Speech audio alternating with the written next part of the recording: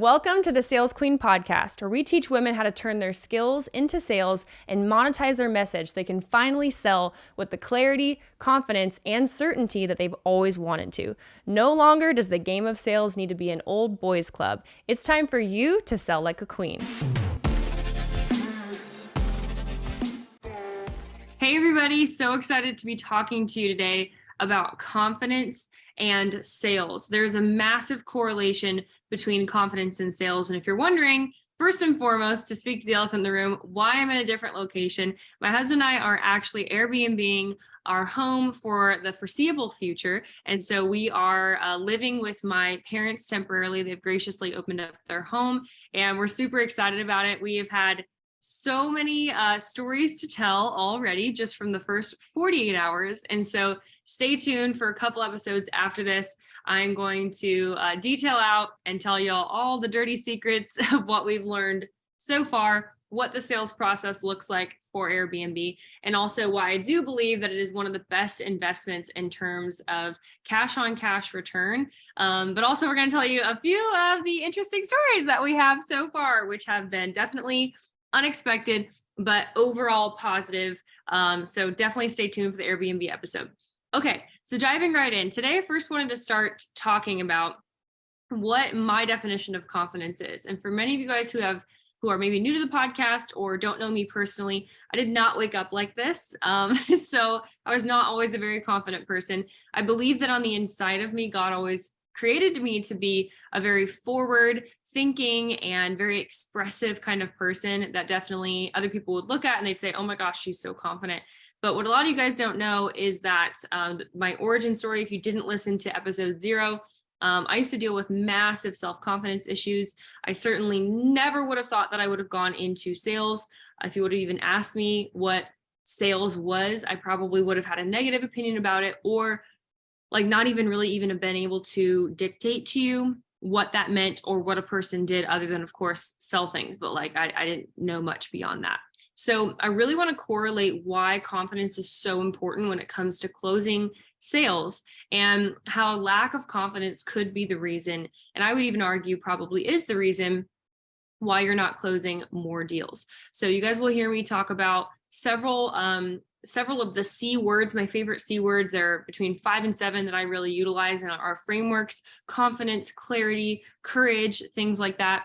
And confidence is one of those things to help you close the sale, which is another one of the C's that we're going to be talking about today. So first, the definition of confidence is the feeling or belief that one can rely on someone or something. Firm trust, the state of feeling certain about the truth of something, or a feeling of self-assurance arising from one's appreciation of one's own abilities or qualities. Now, that'll preach. Okay, can I get an amen? That will preach. So we could go home right here. If we just break down the fact that this is the feeling or belief that one can rely on someone or something, a firm trust, okay? If you're being 100% honest with yourself, do you have firm trust in the person that you see in the mirror when you wake up every day? Do you have absolute reliance? Can you back yourself when it matters? When you are up against a wall, when it comes to closing the sale, when it comes to asking for what you're worth, charging what you're worth, saying the words $50,000, $3,000, $100,000 out of your mouth. Are you confident? Can you rely on yourself? Can you rely on that confidence stored up within you to be able to let that out in that moment? Okay. And this is why confidence is so important when it comes to closing the deal. So today I really want to talk about how does somebody become confident? Because now we've kind of talked about, okay, there's total clarity and certainty when it comes to confidence. That's certainly a component of it. And we've kind of set the precedent of what this end goal is. Okay. So we know that where we want to get to is the ability to close with confidence. Okay. So we've kind of established that. Now we're going to back up and we're going to talk about how do we get there. We're going to talk about why these are so interconnected. And then I'm literally going to give you guys, let's see, how many did I write down? 5 things today of steps that you can take towards becoming more confident. And then I also give you guys my favorite Power 5 routine. I'm going to try and get through all this in the short time that we have. And if not, then I'll put it into the next episode. But these are 5 things that I have done to grow my confidence and that you can as well. Okay, so I'm just going to like dive right into my notes because I have another call coming up in 10 minutes because we're back to back today, which is awesome. Okay, so today you're going to discover a couple things. How to work on building your confidence to where months from now you're utterly unrecognizable in a good way, and how you can apply this to closing more sales, serving more people, and ultimately living the life and having the financial freedom that you've always desired. Okay. So in my belief, confidence comes from the following 5 things. Write these things down. 1, the first thing that your confidence, like absolutely positively, without this, it's just not going to work. Okay. It might temporarily work. It might partially work. It might sometimes work. But how many of you guys know we're not in this to like do our sales on a hope and a prayer that by some magic formula that I'm not even aware of, somebody says yes to me? Have you ever felt that way? Have you ever felt like you just get to the end and even if something works, you don't know why it worked? Okay. That is not confidence. That is not certainty. Okay. And we don't want to operate in our business through just trying a bunch of things. And then when something works, we don't actually know why it worked. And we don't know how to reverse engineer to make it happen again. Okay. Especially if you have kids and you have other things going on in your world. You know, we as women CEOs always have 5 million things going on. We don't have time for things to be uncertain that can be uncertain. There's already so much that's uncertain, which I'm going to talk about a little bit as well. We're also going to talk about in next week's podcast. So number 1, write this down. Confidence comes from the foundation of your identity and your worth being derived in the permanence of your value from Jesus, not fleeting, passing, and changing things. Okay. It can't be based on what's trendy, what the world says that you are, what even a coach says that you are. It has to be based off of biblical principles of what God says that you are, which is chosen and fearfully and wonderfully made, destined. You have a unique purpose on your life that only you have, that only you can carry out. You have gifts and callings on the inside of you that are irrevocable that nobody can take away from you. Okay. So simple things like that. Those are 5 scriptures that I just rattled off. When we know that we know that we know, and we can build our confidence on a firm foundation that says, never, I am the Lord, I change not, right? God's never going to change his mind about you. God's never going to change the plan, purpose, call, and destiny on your life. These things are firm. And that provides a baseline confident assurance that we know that we can start moving towards a direction of serving people and making sales, because we're not waking up and down and up and down and up and down. Well, Instagram told me I wasn't good enough. And this told me that I was somewhere in the middle. And this told me, oh, today I'm feeling good enough. Okay. So confidence doesn't come from a feeling. It comes from a foundation. Write that down. Confidence does not come from a feeling. It comes from a foundation. Okay. We're going to move to number 2. The second thing that you can do to produce more confidence in your life is you have to gain the courage, one of the other C's, to act and step outside of your comfort zone. Okay. If you've ever wondered, like, how do people do amazing things in this world? Ever wondered that? How do people have the courage to say the things that they say, to speak on stages, to close and reverse engineer objections and do all these cool things that maybe you even already have a vision for yourself of what you want to do? How do people make these things become automatic? Man, how does she make it look and feel so easy? It looks so normal for her. Okay. Well, how we bring things from uncomfortable to comfortable is that you have to have the courage to act outside of your comfort zone. And yes, that starts with 1 step. Okay. My mom used to tell me little victories, Megan, little victories, little victories, little victories. And I think sometimes what causes us to not take courage and to not act out of that place of courage and kind of trying on that identity and that belief, which we're going to talk about here in a little bit. The reason why we don't do that is because we're just looking at the end from the beginning and we're saying, oh my gosh, that mountain is so high and I'm at base camp. I'm at the bottom. How will I ever get there? Rather than asking a better question, which says, what's 1 step that I can take to get there? Can I call a coach? Can I set up a strategy call? Can I just get on a call and try a sales process from the beginning? Can I just reach out to 10 people? Can I solidify my offer some more? What are the things I can do that maybe feel a little bit fearful, a little bit scary, but I know that God's just trying to grow me? How we bring things from uncomfortable to comfortable and not automatic, very, very conscious forward thought, conscious to subconscious, okay, into our like genius zone, is you just have to do it. You have to do it. You have to do it. You have to do it. We're going to talk about repetition here in a second. Okay. And that is birthed from courage. And luckily, again, going back to number one, from our foundation, we can derive courage from the Holy Spirit. Okay. It says the righteous are as bold as lions. The violent take it by force. When God talks about the children of God, they are to do impossible things. Okay. So how many of y'all know that maybe closing a $50,000 deal or having the kind of confidence that you want to have very well might seem impossible right now, but luckily we have an impossible God where all things are possible through him that believes. Okay. Which is why we can't afford, like talk about can't afford it. You literally can't afford to lean in on your own strength and to also measure things by your own strength. You have to measure things by the strength of the Lord so that he can partner with you and partner with your vision and your purpose and your destiny and your ability to where you are operating under the anointing as well as God is helping bring things into your natural skill set. Okay. So that brings me to number three, totally different. To act with confidence, you have to accept yourself internally and externally. So I learned this with pageants and coaching pageant women for the last 8 years at the time of this recording. So when I started off in pageants, I had no idea how to do my hair and makeup, still working on it. I had no idea how to, I knew how to walk because of modeling when I was a little bit younger, but my internal dialogue largely affected how confident I was perceived on the outside. So I always tell people, I know a lot of people are not willing to tell you this, but if you're unwilling to learn how to accept yourself internally and externally, figure out who that is. Figure out what your look is. Like asking yourself the question, okay, am I happy with my physical body right now? If I'm not, great question is, well, what's one thing that I can do?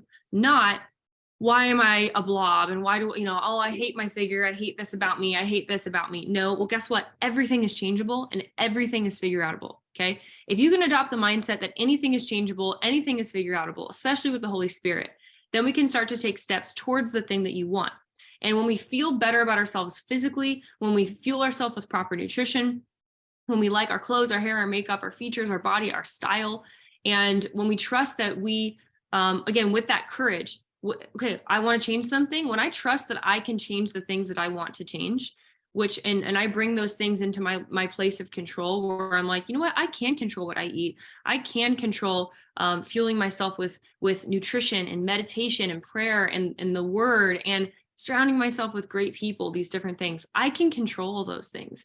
And those little victories over time help to build confidence. I went from somebody that literally couldn't look herself in the mirror without bawling because I hated myself and I hated the way that I looked, having an eating disorder, being 40 pounds overweight, to now waking up every single day and liking and loving myself over a process of submitting things to the Lord, asking God to purify them, asking God to help make my dreams come true, and just to work on those things, partner with God about those things. And when I learned to actually let God have a say in those different areas of my life, something really beautiful happened where he was able to turn basically my ashes into diamonds, and now I get to impact women in these areas for a living. So not only have I healed in these things, but now I'm the one teaching them, right? So wherever you're at in your story today, maybe you feel like you're totally down and out and you feel like, man, nobody would ever trust my voice. Nobody would ever listen to me.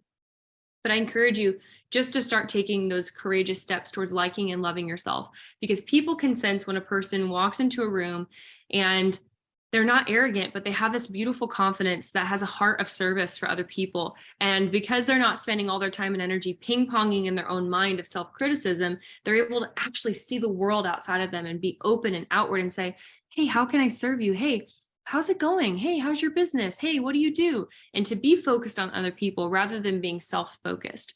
And that is one of the craziest things that people don't think about, is that when you're actually a confident person, and how this relates to sales too. Sales is service. You're going to hear me say this a million times. How can I be focused on serving somebody if I am so concerned with myself?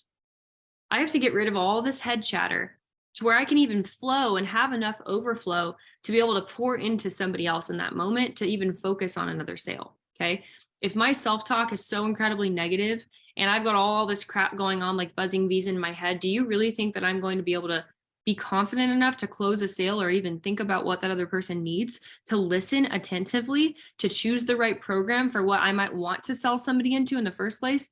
Heck no, which is why confidence is the foundation. We have to work on this before we even focus on the sales skill set. And then two other things. So number 4 is we have to focus on what we're feeding our 5 senses. Okay. So we talked about Our foundation comes from the same things that are unseen, not the things that are seen, but we still have five senses. Okay. So I think of it like a seesaw. Imagine that you have positive on one end and negative on the other. And constantly your mind, your soul, your mind, will, and emotions are in the middle. Well, whatever is over that 50 percentile that tips it to 51% or higher, positive or negative, whatever you're feeding yourself, whatever you're thinking, choosing, watching, hearing, smelling, tasting, feeling, okay? Whatever is in abundance is going to pour into your mind, your will, and your emotions and affect your flesh. I won't go into all this because it's a longer story and I do have to hop on another call after this. But your spirit, soul, and body pass into each other, okay? Your spirit, soul, and flesh. So your soul, which is your thinking and choosing, your mind, your will, and your emotions. If the things that you are perceiving through the five senses, which affect that soul, are more negative than positive, then you're going to act in the flesh. And when they are more positive than negative, you're going to act out of the spirit, okay? And Galatians 5 talking about things that are lovely and of a good report, self-control, all these kinds of things, okay? So if you feel totally out of control, you don't feel like you can control yourself, then chances are you probably need to affect that soul realm to make sure that you're pouring gasoline on the good things so that it can put your flesh down and cause your spirit self to be the one that's calling the shots in these different arenas, okay? So your five senses are really important. Your soul realm is really important. And lastly, it's really important to act as if. So I watched the movie again, I Feel Pretty, with Amy Schumer the other day.